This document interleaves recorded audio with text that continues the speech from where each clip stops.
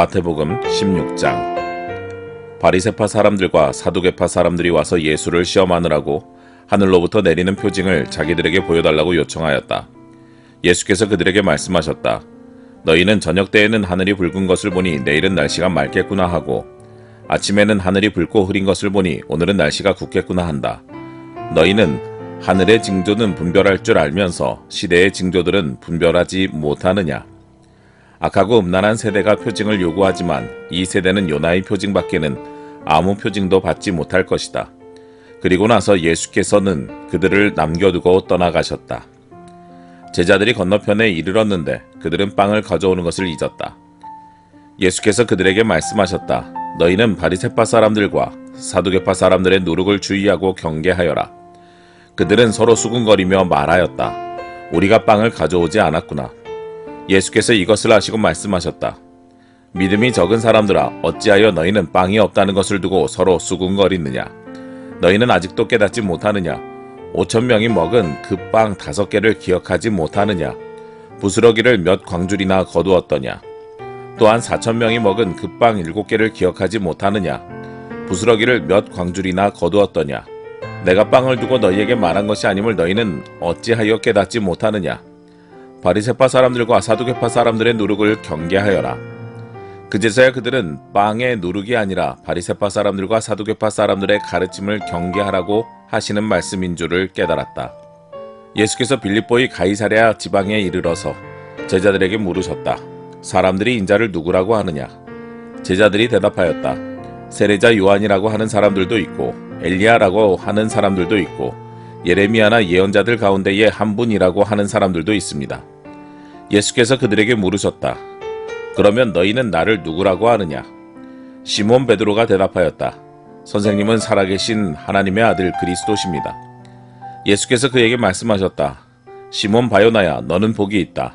너에게 이것을 알려주신 분은 사람이 아니라 하늘에 계신 나의 아버지시다. 나도 너에게 말한다. 너는 베드로다. 나는 이 반석 위에다가 내 교회를 세우겠다. 죽음의 문들이 그것을 이기지 못할 것이다. 내가 너에게 하늘나라의 열쇠를 주겠다.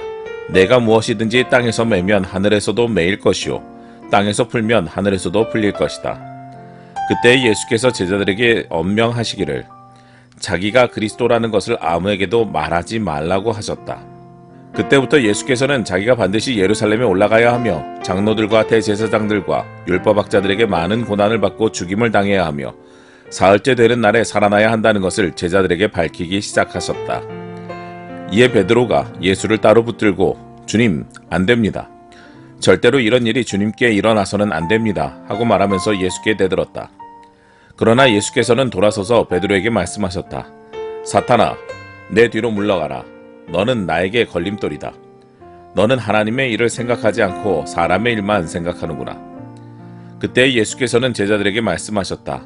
누구든지 나를 따라오려거든 자기를 부인하고 제 십자가를 지고 나를 따라오너라. 누구든지 자기 목숨을 구하고자 하는 사람은 잃을 것이요 나 때문에 자기 목숨을 잃는 사람은 찾을 것이다. 사람이 온 세상을 얻고도 제 목숨을 잃으면 무슨 이득이 있겠느냐? 또 사람이 제 목숨을 되찾는 대가로 무엇을 내놓겠느냐? 인자가 자기 아버지의 영광에 쌓여 자기 천사들을 거느리고 올 터인데 그때 그는 각 사람에게 그 행실대로 갚아줄 것이다. 내가 진정으로 너희에게 말한다. 여기에 서 있는 사람들 가운데는 죽음을 맛보지 않고 살아서 인자가 자기 왕권을 차지하고 오는 것을 볼 사람들도 있다. 마태복음 17장.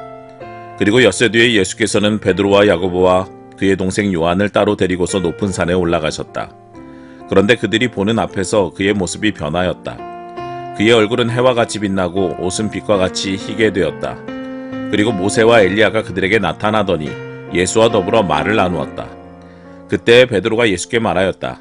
선생님, 우리가 여기에 있는 것이 좋습니다.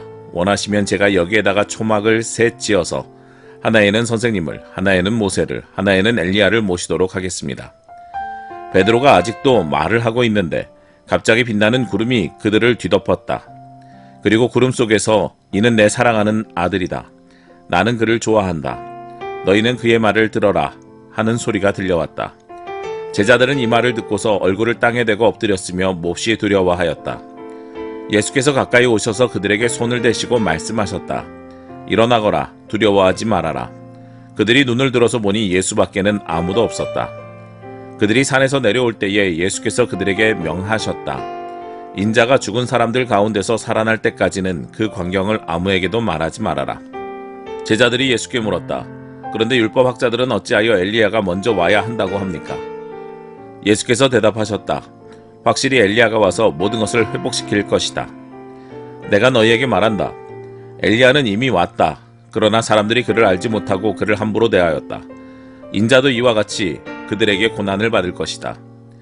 그제서야 비로소 제자들은 예수께서 세례자 요한을 두고 하신 말씀인 줄을 깨달았다.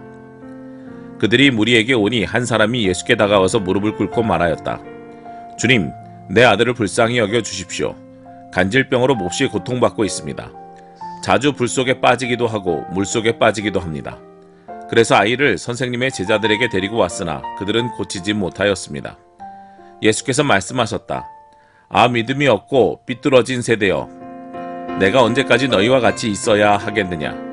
내가 언제까지 너희에게 참아야 하겠느냐? 아이를 내게 데려오너라. 그리고 예수께서 귀신을 꾸짖으셨다. 그러자 귀신이 아이에게서 나가고 아이는 그 순간에 나았다. 그때에 제자들이 따로 예수께 다가가서 물었다.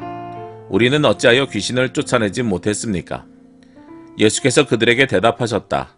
너희의 믿음이 적기 때문이다. 내가 진정으로 너희에게 말한다.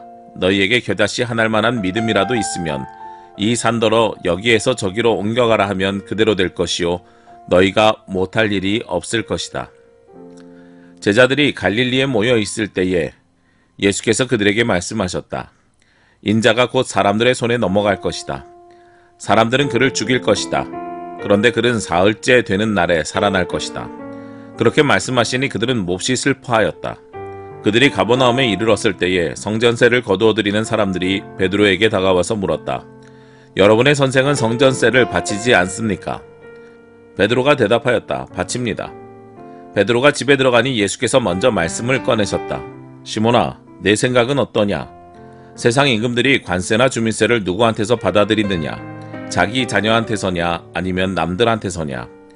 베드로가 대답하였다. 남들한테서입니다. 예수께서 다시 그들에게 말씀하셨다. 그러면 자녀들은 면제받는다. 그러나 우리가 그들을 걸려 넘어지지 않도록 해야 하니 내가 바다로 가서 낚시를 던져 맨 먼저 올라오는 고기를 잡아서 그 입을 벌려보아라. 그러면 은전 한 입이 그 속에 있을 것이다. 그것을 가져다가 나와 내 몫으로 그들에게 내어라. 마태복음 18장. 그때 제자들이 예수께 다가와서 물었다. 하늘나라에서는 누가 가장 큰 사람입니까? 예수께서 어린이 하나를 곁으로 불러서 그들 가운데 세우시고 말씀하셨다.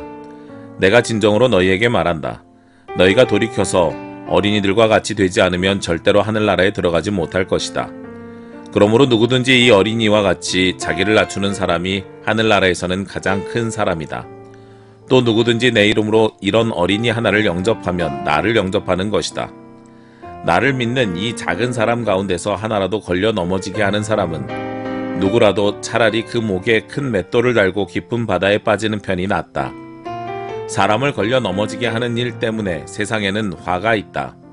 걸려 넘어지게 하는 일이 없을 수는 없으나 걸려 넘어지게 하는 일을 일으키는 그 사람에게는 화가 있다. 내 손이나 발이 너를 걸려 넘어지게 하거든 그것을 찍어서 내버려라. 내가 두 손과 두 발을 가지고 영원한 불 속에 들어가는 것보다는 차라리 손이나 발 없는 채로 생명에 들어가는 편이 낫다. 또 내 눈이 너를 걸려 넘어지게 하거든 빼어버려라. 내가 두 눈을 가지고 불 붙는 지옥에 들어가는 것보다는 차라리 한 눈으로 생명에 들어가는 편이 낫다. 너희는 이 작은 사람들 가운데서 한 사람이라도 업신여기지 않도록 조심하여라. 내가 너희에게 말한다. 하늘에서 그들의 천사들이 하늘에 계신 내 아버지의 얼굴을 늘 보고 있다. 너희는 어떻게 생각하느냐? 어떤 사람에게 양 100마리가 있는데 그 가운데 한 마리가 길을 잃었다고 하면 그는 99마리를 산에다 남겨두고서 길을 잃은 그 양을 찾아 나서지 않겠느냐? 내가 너희에게 말한다. 그가 그 양을 찾으면 길을 잃지 않은 99마리 양보다 오히려 그 한 마리 양을 두고 더 기뻐할 것이다. 이와 같이 이 작은 사람들 가운데서 하나라도 망하는 것은 하늘에 계신 너희 아버지의 뜻이 아니다. 내 형제가 너에게 죄를 짓거든 가서 단둘이 있는 자리에서 그에게 충고하여라. 그가 너희 말을 들으면 너는 그 형제를 얻은 것이다. 그러나 듣지 않거든 한두 사람을 더 데리고 가거라. 그가 하는 모든 말을 두세 증인의 입을 빌어서 확정 지으려는 것이다. 그러나 그 형제가 그들의 말도 듣지 않거든 교회에 말하여라. 교회의 말조차 듣지 않거든 그를 이방 사람이나 세리와 같이 여겨라. 내가 진정으로 너희에게 말한다. 무엇이든지 너희가 땅에서 매는 것은 하늘에서도 매일 것이요 땅에서 푸는 것은 하늘에서도 풀릴 것이다. 내가 진정으로 거듭 너희에게 말한다. 땅에서 너희 가운데 두 사람이 합심하여 무슨 일이든지 구하면 하늘에 계신 내 아버지께서 그들에게 이루어 주실 것이다. 두세 사람이 내 이름으로 모여 있는 자리, 거기에 내가 그들 가운데 있다. 그때에 베드로가 예수께 다가와서 말하였다. 주님, 내 형제가 나에게 자꾸 죄를 지으면 내가 몇 번이나 용서하여 주어야 합니까? 7번까지 하여야 합니까? 예수께서 대답하셨다. 7번만이 아니라 70번을 7번이라도 하여야 한다. 그러므로 하늘나라는 마치 자기 종들과 셈을 가리려고 하는 어떤 왕과 같다. 왕이 셈을 가리기 시작하니 10,000달란트 빚진 종 하나가 왕 앞에 끌려왔다. 그런데 그는 빚을 갚을 돈이 없으므로 주인은 그 종에게 자신과 그 아내와 자녀들과 그 밖에 그가 가진 모든 것을 팔아서 갚으라고 명령하였다. 그랬더니 종이 그 앞에 무릎을 꿇고 참아주십시오. 다 갚겠습니다. 하고 애원하였다. 주인은 그 종을 가엾게 여겨서 그를 놓아주고 빚을 없애주었다. 그러나 그 종은 나가서 자기에게 100데나리온 빚진 동료를 하나 만나자 붙들어서 멱살을 잡고 말하기를 내게 빚진 것을 갚아라 하였다. 그 동료는 엎드려 간청하였다. 참아주게, 내가 갚겠네. 그러나 그는 들어주려 하지 않고 가서 그 동료를 감옥에 집어넣고 빚진 돈을 갚을 때까지 갇혀있게 하였다. 다른 종들이 이 광경을 보고 매우 딱하게 여겨서 가서 주인에게 그 일을 다 일렀다. 그러자 주인이 그 종을 불러다 놓고 말하였다. 이 악한 종아, 내가 애원하기에 나는 너에게 그 빚을 다 없애주었다.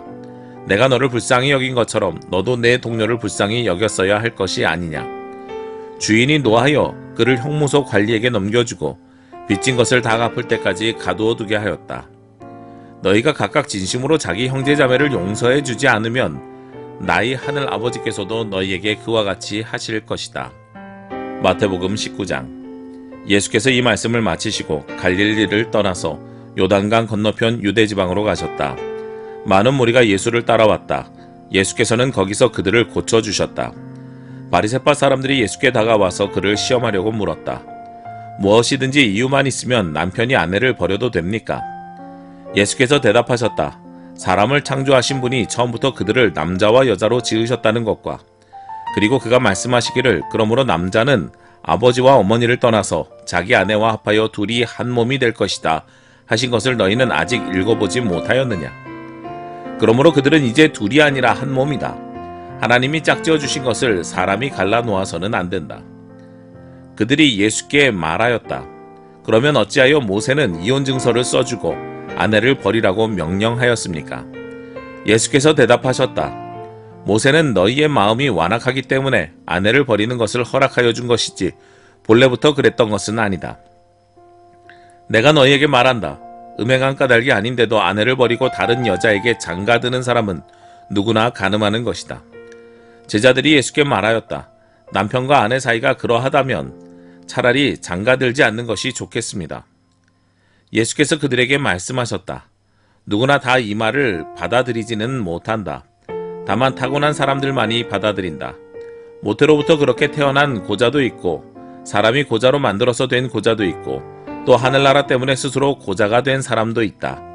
이 말을 받아들일 수 있는 사람은 받아들여라. 그때 사람들이 예수께 어린이들을 데리고 와서 손을 얹어서 기도하여 주시기를 바랐다.